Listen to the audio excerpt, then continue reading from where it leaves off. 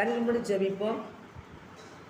என் அன்பு தகப்பனே, இந்த வேலைக்காக நன்றி செலுத்துகிறேன் ஏசப்பா. இந்த வேலையிலையும் கர்த்தருடைய பலத்த கருத்தில் எங்களை தாழ்த்தி தருகிறோம். நீர் பேசும் ஆண்டவரே, நாங்கள் கேட்குறோம் அப்பா. எங்களை தாழ்த்துகிறோம், பெருமையாக்குறோம். பரிசுத்தாவியினர் ஆளுகை செய்யுங்க. நீ பேசுங்க ஆண்டவரே. இப்படி பலத்த கருத்தில் ஒப்புக்கொடுங்க. இயேசுவின் நாமத்தினால ஜெபிக்கிறேன் நல்ல பிதாவே. ஆமேன் ஆமேன் ஆமேன். இந்த நாளிலையும் அப்போஸ்தலர் 10ஆம் அதிகாரம் 2ஆம் வசனத்தை பார்த்தீங்கன்னா, அவன் தேவ பக்தி உள்ளவனும் தன் வீட்டார் அனைவரோடு கூட தேவனுக்கு பயந்தவனும் ஜனங்களுக்கு மிகுந்த தர்மங்களையும் செய்கிறான். எப்பொழுதும் தேவனை நோக்கி ஜெபம் பண்ணி கொண்டிருந்தான் இருப்பான்னு சொல்லி வேதம் கூறுகிறது. அவர் தேவ பக்தி உள்ள ஒரு மனிதர். கொர்நேலிய குடும்பம் கர்த்தருக்கு பயப்படுற ஒரு குடும்பம். தெய்வ பக்தி பயங்கரமான தெய்வ பக்தி உள்ள பிள்ளைங்கள். இப்போ தெய்வ பக்தினா சொல்லி நம்ம பார்ப்போம். தெய்வ பக்தியாக இருக்கிறவங்க யாரும் துன்பப்படுவார்கள் தான் பைபிளில் போட்டிருக்கு. ஆனால் அவங்க எவ்வளோ துன்பத்தில் இருந்தாங்களோ நமக்கு தெரியாது. அதனால அவன் தெய்வ பக்தியாக இருந்தாலும் தன் வீட்டார் அனைவரோடும் கூட தேவனுக்கு பயந்தவனும் ஜனங்களுக்கு மிகுந்த தர்மங்களை செய்து எப்பொழுதும் தேவனை நோக்கி ஜெபம் பண்ணி கொண்டே இருப்பானாம். அல்லேலூயா. தேவனுக்கு பயப்படுறவங்க எப்பவுமே என்ன செய்வாங்க? ஜெபம் பண்ணிக்கிட்டே தான் இருப்பாங்க. அப்போ உங்களுக்குலாம் வேறு வேலை இல்லையா நீங்கள் நினைக்கலாம். எல்லாத்துக்கும் வேலை உண்டு. ஆனாலும் வேலைகளை முடிச்சுட்டு அதுக்கப்புறம் நேரத்தை என்ன செய்ய மாட்டாங்க, வீணாக்க மாட்டாங்க. அங்கே போகணும், இங்கே போகணும், அதை செய்யணும், இதை செய்யணும், அது வாங்கணும், இது வாங்கணும் அப்படின்னு சொல்லிட்டு அப்படியே போட்டாங்க. செய்ய வேண்டிய வேலையில் கரெக்டாக இருப்பாங்க. அதே மாதிரி தேவனுக்கு கொடுக்க வேண்டிய நேரத்தையும் கரெக்டாக வச்சுருப்பாங்க. கர்த்தருடைய பிள்ளைகள் அவங்க தான். அதான் தேவனுக்கு பயந்து நடக்கிறவங்க, தேவ பக்தியாக இருக்கிறவங்க, தேவனுக்கு கொடுக்க வேண்டிய கணத்தை என்ன செய்வாங்க. என்னைக்கு தேவனுக்கு கனம் கொடுக்காம நவுட்டாங்களோ அன்னைக்கே அவங்களுக்கு பிரச்சனை வந்துடும். அவங்களுக்கு பிரச்சனை என்ன செஞ்சிடும், வந்துடும். அதனால் தேவ பிள்ளைகளுக்கு நீங்கள் ஆண்டவருக்கு பயந்து இருந்தீங்கன்னா, தேவ பக்தியாக இருந்தீங்கன்னா எப்பேற்பட்ட துன்பங்கள் வந்தாலும் துன்பங்களை என்ன செய்வார், ஆண்டவர் அகற்றிடுவார். துன்பங்கள் வரும். தேவ பக்தியாக நடக்கிற யாவரும் நீங்கள் துன்பப்படுவீர்னா பசங்க ஓடுறதுக்கு தீங்கு அனுபவி நல்ல போர்ச்சகூடாக இரு. கர்த்தருடைய ஊழியத்தை செய்யணும் பைபிளில் போட்டிருக்கு. ஆனாலும் அதுக்கு மத்தியில் கர்த்தர் நம்மளோட கூட இருப்பார்.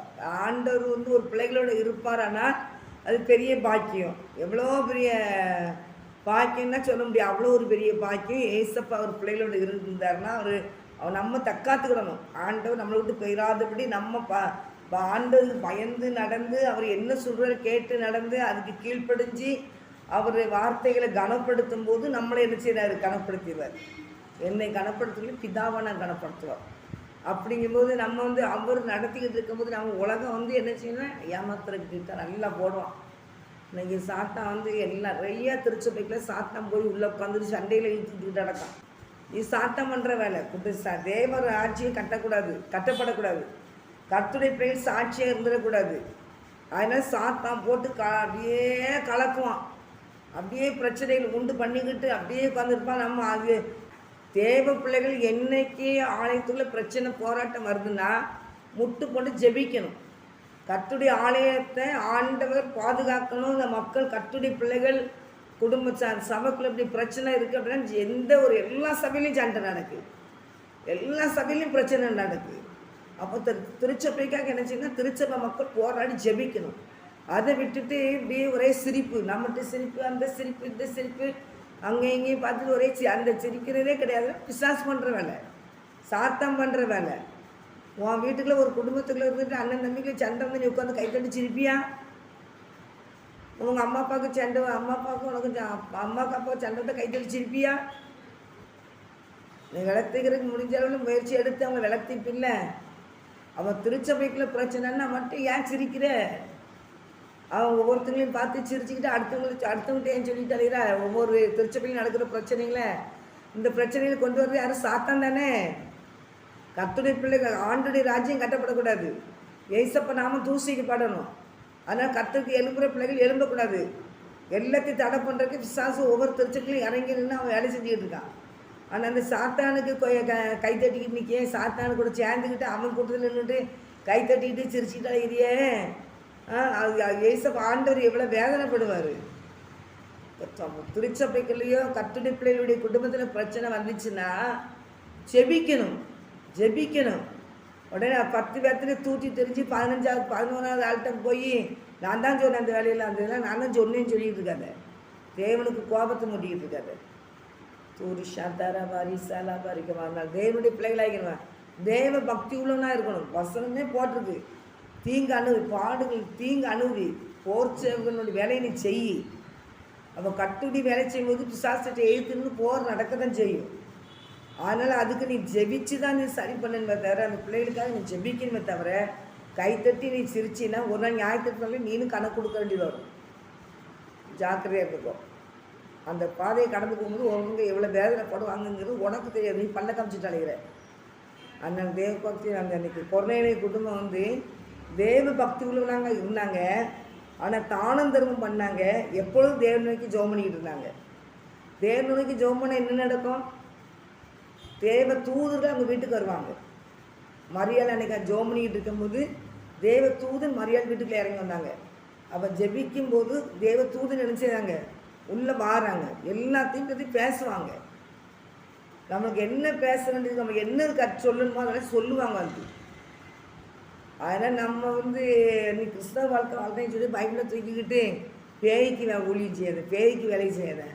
அது சாத்தான். அவன் வந்து சாத்தான் அந்த வேலையை பார்த்துக்கிட்டு இருக்கான். அவன் வேலையை அவன் வேலை செய்யணும். அவனுக்கு ஹெல்ப் பண்ணாத, செங்கல் எடுத்து கொடுத்துட்டு இருக்காத. ஆண்டவர் பயந்து நடங்க. ஜெபிக்கிறவங்களா இருங்க. தேவனுக்கு பயப்படுறவங்களாம் ஜெபிக்கிறவங்களா இருப்பாங்க.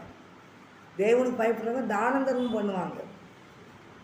தேவனுக்கு பயப்படுறவங்க நினச்சிவாங்க தேவனுக்கு அவங்க தானம் தர்மம் பண்ணுறாங்க. எப்பொழுதும் தேவனுக்கு ஜெபம் பண்ணிக்கிட்டு இருக்காங்க. பகலில் 3ஆம் வசனம் போட்டிருக்கு. அப்போஸ்தலர் 10ஆம் அதிகாரம் 3ஆம் வசனம். பகலில் ஏறக்குறைய 9ஆம் மணி நேரத்தில் தேவ தூதன் தன்னிடத்தில் வரவும் கொர்நேலியு என்று அழைக்கவும் பிரத்யட்சமாய் தரிசனம் கண்டான். அந்த தரிசனம் வரான். தேவ தூதன் வராங்க. ஜெபிக்கிற இடத்துக்கு கர்த்தர் தூதன் வருவாங்க. பேரு சிறையில் போட்டிருக்கு. கொலை பண்ணுறதுக்கு போட்டாச்சு. கைத்தட்டி சிரிக்கலை யாரும். சபையாரெலாம் ஊக்கமாக ஜெபம் பண்ணாங்க. அவங்கள பற்றி குறை பேசிட்டு அலையலை. ஊக்கமாக ஜெபம் பண்ணாங்க. அவங்க வெளியே கொண்டு வாங்க ஆண்டவரையும் ஜெபம் பண்ணாங்க. இன்னைக்கு கட்டுடி இப்போ சபையில் இன்றைக்கி எல்லா திருச்சபையிலும் சண்டை நடக்கு. ஆண்டவரே இது நீ சமாதானமாக முடிக்கணும் ஆண்டவரே, சண்டை நடக்கக்கூடாதப்பா, எங்கள் திருச்சபையில் எல்லோரும் கை கோர்த்து உங்கள் வேலையை செய்யணும்ப்பா அப்படின்னு நின்று ஜெபிக்கிற காலில் கைத்தட்டி சிரிச்சுக்கிட்டு இருக்கிறேன். ஒரு நாள் ஞாயிற்றுக்கிழமையில் நீ கணக்கு கொடுக்கணும். ஜாக்கிரதை. அவங்க அன்றைக்கி வந்து அவங்க என்ன செஞ்சுருந்தாங்க, தேவ தூதர்கள் அங்கே இறங்கி வராங்க. சபையார் ஊக்கமாக ஜெபம் பண்ணிக்கிட்டு இருக்காங்க. 12ஆம் அதிகாரம் 5ஆம் வசனத்தில் அப்போஸ்தலரில் அவங்க பேதுரு கொலைக்கு இருக்கும். அந்த ராஜாவை என்ன பண்ணுறான்னா, ஏரோது ராஜா அந்த முன்னாடி அவன் என்ன செஞ்சுப்பான்னா, யாக்கோப்பு ஒருத்தர் என்ன செஞ்சுப்பான், யோவானுடைய சகோதரனை யாக்கோப்பை பட்டயத்தால் கொலை செய்திருந்தான். அது யூதருக்கு பிரியமாக இருக்கிறது என்று அது கண்டு பேதுருவை 12ஆம் அதிகாரம் 3ஆம் வசனம் பேதுருவை பிடிக்க தொடர்ந்தான். அப்பொழுது புளிப்பிலர் பண்டிகை இருந்ததுனால அவனை பிடித்து சிறைச்சாலையில் என்ன செஞ்சுட்டான், போட்டான். அப்போ யாக்கோப்பை கொன்னது யூதர்களுக்கு பிரியமாக இருந்ததுனால இந்த பேதுருவை என்ன செஞ்சாங்க, பிடிச்சி சிறைச்சாலையில் போட்டிருக்காங்க. பேதுரு யார்? ஒரு அப்போஸ்தலர். அவர் பெரிய பேராயருடையமாங்க, படிப்பறிவு இல்லாதவன் தான். ஆனால் அவன் பேராயர் வந்து ஆண்டவர் உயர்த்தினார். இது இப்போ வந்து அந்த படிப்பேரும் இந்த படிப்பேரும் இந்த படித்து நிறைய பிள்ளைங்கிட்ட இந்த அரிசி எதுலேருந்து வந்துச்சுங்கன்னா தெரிய மாட்டேங்குது. பச்சரிசி எதுலேருந்து வந்துச்சு, புழுங்கரிசி எதில் வந்துச்சுன்னா புழுங்கரிசி இங்கே மண்ணுக்குலேருந்து எடுத்தது, பச்சரிசி அமெரிக்காவிலேருந்து வந்ததுங்காங்க. ஜபரிசி எதில் எடுத்து வந்ததுன்னா என்ன அரிசி மாவை ஒட்டி வச்சு அப்படி வந்தது ஜபரிசிங்காங்க. அவர் ஒரு வயசானவங்க தான் எல்லாம் பேசுகிறாங்க. அவங்க வந்து இலையில கிழங்குலேருந்து மரவள்ளி கிழங்குலேருந்து எடுத்ததுங்க. நிறைய படிப்பெல்லாம் வர உசைங்க சொல்கிறாங்க. ஆனால் இப்படிப்பட்ட காரியங்கள்லாம் எப்படி வந்ததுன்னு அவங்களுக்கு சொல்லி தரல. ஆனால் தேவடி பிள்ளைகளாக்கி நீங்கள் என்ன செய்யணும்னா ஜெபிக்கிற பிள்ளைங்களாக இருக்கணும். ஜெபிக்கிற பிள்ளைங்களாக இருந்தால் தான் அவங்களுக்கு விடுதலை கிடைக்கும். ஜெபிக்கிற பிள்ளைங்களாக இருந்தால் தான் என்ன செய்யும், விடுதலை கிடைக்கும். நீங்கள் ஜெபிக்காமல் இருந்து கைத்தட்டி சிரிச்சுக்கிட்டு இருந்தீங்கன்னா சொல்கிறது அதான். ஞாயிற்றுக்கிழமையில் ஒரு நாள் நிற்க வேண்டியது வரும், பார்த்துக்கோங்க. இவங்க வந்து சபையார் ஊக்கமாக ஜெபம் பண்ணதுனால அவன் கொலைக்கு நியமிக்கப்பட்டவனுக்கு ஆண்டு என்ன செஞ்சார் நீங்கள் நல்லா வாசித்தீங்கன்னா, அந்த இடத்துல தேவ தூதன் மாறான். கொர்நேலிய குடும்பத்துக்கு தேவ தூதன் வந்தான். அது மரியாளமாக ஜெபம் பண்ணிக்கிட்டு இருக்கும்போது அங்கே கர்த்தர் தேவ தூதன் இறங்கி வந்து பேசுகிறாரு. உலக ரட்சகர் வயிற்றுலேருந்து பறக்க போகிறாரு, பரிசுத்தாவியினால் உண்டானது வந்து சொல்கிறாரு. உலக ரட்சகர் உலகத்தையே மீட்டெடுக்க இந்த ராஜாதி ராஜன் ஒரு கண்ணியின் வயிற்றுல பிறக்க வரான்னு சொல்லி ஒரு ஜெபிக்கிற மகளோட இப்போ பேசுகிறாரான்றவர். பேதுரு சிறைச்சாலையில் கிடந்து அங்கே மக்கள் ஊக்கமாக ஜெபம் பண்ணுறாங்க. அந்த பேதுருவை வெளியே தேவ தூதுன்னு அனுப்பி ஆண்டு வெளியே கொண்டு வராரு. பவுலும் சீலாவும் ஜெபிக்கிறாங்க, தேவனை துதிக்காங்க, ஜெபிக்காங்க, தேவனை ஆராதிக்காங்க. கட்டப்பட்ட சூழ்நிலையில் அந்த ஜெபத்தின் மீது தான் கர்த்தர் என்ன செஞ்சார், அந்த சிறைச்சாலை அஸ்திபரத்தை பிடிங்கிட்டார். ஜெபத்தில் அவ்வளோ வல்லமை உண்டு. ஆனால் திருச்சபையில் காணப்படுற போராட்டங்களை பார்த்து பல்ல காமிச்சிட்டு நிற்காத. தேவ சமுத்திரத்தை முழங்கால் போட்டு கண்ணீரோடு என்னுடைய திருச்சபை மீட்டெடுக்கப்படணும் ஆண்டவரேன்னு சொல்லு. எங்கள் திருச்சபை நீர் ஆசீர்வதியும் ஆண்டவரேன்னு சொல்லு. தேவ தூதன் அங்கே இறங்கி வந்து பலத்த கிரிகளை செய்வார். அதனால் அப்படியே எலெக்ஷனில் அப்படியே சண்டை போட்டு பின்னிடணும், வச்சிடணும், அதை பண்ணிடணும், இதை பண்ணிடணும். அதெல்லாம் பிசாசுக்குரியதை சிந்திச்சுக்கிட்டு இருக்க நீ. அதெல்லாம் பிசாசுக்குரியது. அது தேவ ராஜ்யத்தை கட்ட முடியாது. கர்த்தருடைய பிள்ளைகள் ஜாக்கிரதையாக இருங்க. கர்த்தருடைய பிள்ளைகள் கர்த்தருடைய பிள்ளைகளாக இருக்கணும். வேதக்காரன் வேஷம் போட்டாலேங்கன்னு உலகத்து மக்கள் சொல்கிறாங்க. நீ ஆண்டு பயந்து ஒரு ஜெபிக்கிற வாழ்க்கை வாழாம நீ சண்டை எப்போ போடலாம், எவனை பிரிக்கணும், என்ன பண்ணணும், இன்னும் வீடு வீடாக ஃபோன் போட்டு பேசி என்னென்னலாம் குழப்பணும் அவ்வளோத்தையும் குழப்பி நீங்கள் அப்படி உட்காந்துக்கிட்டு இருக்க. நீ பைபிள் எடுத்து வாசி. கொரோனாவை ஜெபிச்சுட்டு இருக்கும்போது தேவ தூதன் இறங்கி வந்தார். மரியாதை ஜெபிச்சுட்டு இருந்தாங்க, அங்கே தேவ தூதன் இறங்கி வந்தாங்க. ஜெபிக்கும் போது இறங்கி வராங்க. பேதருக்கு ஜெபிக்கும் போது பேதருக்கு அங்கே சபையை கூப்பிட்டு ஜெபிக்க தேவ தூதன் இறங்கி வராங்க. வந்து என்ன செஞ்சாங்க, டக்குன்னு எல்லாத்தையும் எடுத்து தூர போட்டு பேதர் வெளியே கொண்டு போயிட்டாங்க. இரவோட இரவு வெளியே கூப்பிட்டு போயிட்டாங்க. அவர் சொப்பனம் கண்டது போல இருக்குன்னு சொல்லுவார். அலையிலுயா சொப்பனம் 7ஆவது சொன்னது பாருங்க. அப்பொழுது கர்த்தருடைய தூதன் அங்கே வந்து நின்றான். அறையிலே வெளிச்சம் பிரகாசித்தது. அவன் பேதுருவை விழாவிலே தட்டி சீக்கிரமாக எழுந்துறேன் என்று அவனை எழுப்பினான். உடனே சங்கிலிகள் அவன் கையிலிருந்து விழுந்தது. தூதன் அவனை நோக்கி, உன் அறையை கட்டி உன் பாதரட்சைகளை தொடுத்துக்கொள் என்றான். அவன் அந்தபடியே செய்தான். தூதன் பின்னும் அவனை நோக்கி, உன் வஸ்திரத்தை கோர்த்து கொண்டு என் பின்னே வா என்றான். அந்தபடி அவன் புறப்பட்டு அவனுக்கு பின் சென்றான். சென்று தூதனால் செய்யப்பட்டது மெய்யென்று அறியாமல் தான் ஒரு தரிசனம் காண்கிறது போல நினைத்தான். அவர்கள் 1ஆம் காவலையும் 2ஆம் காவலையும் கடந்து நகரத்திற்குள் போகிற இரும்பு கதவண்டைக்கு வந்தபோது அது தானாய் அவர்களுக்கு திறவுண்டது. அதன் வழியாய் அவர்கள் புறப்பட்டு ஒரு வீதியில் நெடுக நடந்து போனார்கள். உடனே தூதன் அவனை விட்டு போய்விட்டான். பேதருக்கு தெளிவு வந்தபோது ஏரோதின் கைக்கும் யூத ஜனங்களுடைய எண்ணங்களுக்கும் என்னை விடுதலையாக்கும்படிக்கு கர்த்தர் தம்முடைய தூதனை அனுப்பினார் என்று நான் இப்பொழுது மெய்யாய் அறிந்திருக்கிறேன் என்றான். அவன் இப்படி நிச்சயித்து கொண்டு மார்க் என்னும் பேர் கொண்ட யோவானுடைய தாயாகிய மரியாள் வீட்டிற்கு வந்தான். அங்கே அநேகர் கூடி ஜெபம் பண்ணி கொண்டிருந்தார்கள். ஜெபம் பண்ணும்போது தான் அங்கே ஆண்டவர் கிரியை செய்ய முடியும். நீங்கள் சண்டை போட்டுக்கிட்டு இருந்தீங்கன்னா ஒவ்வொரு சபையிலையும் சண்டை போடுற பார்த்தா பிசாசு நிற்கா சுற்றி. பிசாசு நீ ஒப்பு கொடுத்து உட்காந்துட்டு இருக்கா பைபிளை தூக்கிட்டு. எல்லா இடத்துலேருந்து கையில் பைபிளை கையில் வச்சுருக்க, என் கையில் வச்சுருக்க, இப்படியே கையில் வச்சுட்டே அடிக்கடி இருக்கு வேணுங்கிறேன். எல்லாம் கட்டுறது எல்லா பிள்ளைகளுக்காக சொல்கிறேன், யாரையும் நான் குறிப்பிட்டு சொல்லலை. எல்லாம் ஜெபிக்கணும். எதை கடமைக்காக இல்லை. தேவதூதன் இறங்கி வராருன்னா பார்த்துக்கோங்க. எல்லாம் நான் சொன்னது போல நிறைய தேவதூதன் இறங்கி வந்து தான் ஆண்டவர் சொல்லிக்கிட்டு இருக்காரு. ஜெபிக்கும் போது அங்கே நினச்சின கட்டளை தூதன் நினச்சின இறங்கி வந்து சிறைச்சாலையில் கிடக்கிற பேதுரை வெளியே கொண்டு வராரு. நான் இன்னைக்கு திருச்சபையில் ஒரு பெரிய சமாதானம், திருச்சபையில் பெரிய ஐக்கியத்தை ஆண்டவர் உண்டு பண்ண வேண்டுமானால் நீங்கள் ஜெபித்தா தான் இந்த திருச்சபை சமாதானத்துக்குள்ளே வர முடியும், திருமண்டல சமாதானத்துக்குள்ளே வர முடியும். ஒரு புரஜாதிகளை கொண்டு உள்ளே உண்டு வச்சுட்டாங்க. புரஜாதிகாரங்களை வந்து உள்ளே வச்சுட்டாங்க. கொட்டு அடிச்சுக்கிட்டு இருக்கிய. இந்த கொட்டு யார் அடிக்க வச்சா? நீங்கள் தான் அடிக்க வைக்கிங்க. அப்படி எதுங்க யாரையும் குறைச்சல் நமக்கு தகுதி கிடையாது. நம்ம ஒழுங்காக ஜெபிக்கணும். ஜெபிக்கிற பிள்ளைகளையும் குறை சொல்கிறது, சண்டை போடுறதையும் பார்த்து குறை சொல்கிறது, ஐயர்மாரையும் பார்த்து குறை சொல்கிறது. சபைக்குள்ளே என்ன சண்டை நடந்தால் அதுக்கு பின்ன சண்டை நடந்ததுக்கு அதுக்கு வெளியே நின்று பல்ல காமிச்சிருப்பானுங்க. அப்போ என்ன கிறிஸ்தவம் நீங்கள் என்னத்தை பைபிள் இருக்கு, அப்புறம் அடுத்து புரட்சிக்கமாக கேட்பான்ல வெளியிருந்து உங்கள் சர்ச்சில் ஏன்க்கா அப்படி சண்டைலாம் நடக்கு அப்படின்னு எங்கள் அண்ணன் மாதிரிலாம் கேட்பாங்க. எப்படி என்ன எலெக்ஷன் வர்றாங்களே சண்டை செம்மையாக நடக்குமேம்பாங்க. அதெல்லாம் எனக்கு தெரியாதுண்ணா அப்படின்னு போயிடுவேன். அது இல்லாமல் அப்படி கேட்கற வைக்கிறாங்கள திருச்சபை மக்கள் தான் நடந்துக்கிடுவீங்க. பொம்பளைங்களாக இருந்தாலும் சரி தான், ஆம்பளைங்களாக இருந்தாலும் சரி தான்.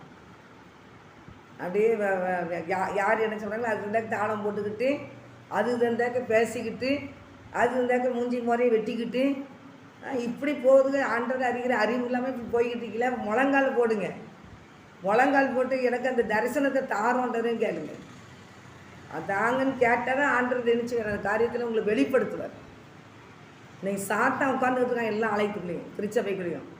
சாத்தானுக்கு யார் ஒப்பு, நீங்கள் ஒப்பு கொடுத்துக்கிட்டீங்க திருச்சபை மக்கள். ஒரு பயமே கிடையாது. முழங்கால் போட்டு திருச்சபைக்காக ஜெபிக்கணும், திருச்சபை மக்களுக்காக ஜெபிக்கணும், உருவானவங்களுக்காக ஜெபிக்கணும், சமூகங்களுக்காக ஜெபிக்கணும். முழங்கால் போட்டுட்டு அப்படி திருச்சபை மக்களுக்கு ஜெபிச்சேன்னு சண்டை போடுறதுக்கு முகத்தை பார்த்தீங்கன்னா அப்படியே கருங்கருங்கருன்னு தான் இருக்காங்க. முகத்தை பார்த்தாலே நம்ம அப்படியே விலகி போயிடணும். எப்போ பக்கத்தில் நினச்சத அவங்க நிற்கிற வெறித்தனத்தை பார்த்தாலே பயமாக இருக்கும். இதே எடுத்தையோ சாதிக்க போகிற மாதிரி. என்னத்தை சாதிக்க போகிற? திருச்சபையும் ஆண்டு தான் கட்டுறாரு. ஏசப்பா கெட்ட அனுமதிக்காமல் யாரும் ஒன்றும் செய்ய முடியாது. ஆனால் யார் கட்டணும், யார்கிட்ட இந்த பொறுப்பு கொடுக்கணுங்கிறது அவருக்கு தெரியும்.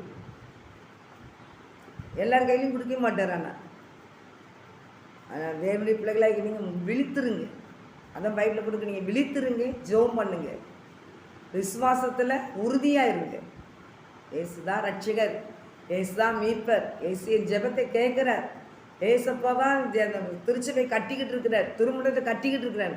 அவர் திருமணத்தை கட்டுறாரு, திருச்சபை கட்டுறாரு. அதை தடுக்கிறது கிறிஸ்தவன் தான். ஆண்டவர் பயந்து நடங்க. ஏசப்பா பயந்து அவருக்கு முன்னாலே அந்த உன்னை தாழ்மைப்படுங்கன்னு சொல்லியிருக்காரு. கர்த்தருக்கு முன்பாக உங்களை நீங்கள் நினச்சிங்க தாழ்மைப்படுங்கன்னு ஆண்டவர் சொல்லியிருக்காரு. நீங்கள் தாழ்மைப்படுங்க. யாராக இருந்தாலும் சரி, நானாக இருந்தாலும் சரி, நீங்கள் நாங்கள் பெரிய மலையிலேருந்து குதிக்கலை. ஊழியக்காரங்க யாருமே மலையிலேருந்து குதிக்கலை. ஆண்டவர் கிருபையாக அந்த ஒன்றும் தெரியாத ஒரு குப்பையில் கிடந்துன்னா ஆபிரகாமே சொல்லுவார், நானும் சாம்பலும் புழுதியமாக இருக்கேன்னு ஆபிரகாமே சொல்லுவார். ஆதியாகமத்தில் 18ஆம் அதிகாரத்தில் சொல்லியிருப்பார் ஒரு வசனத்தில்.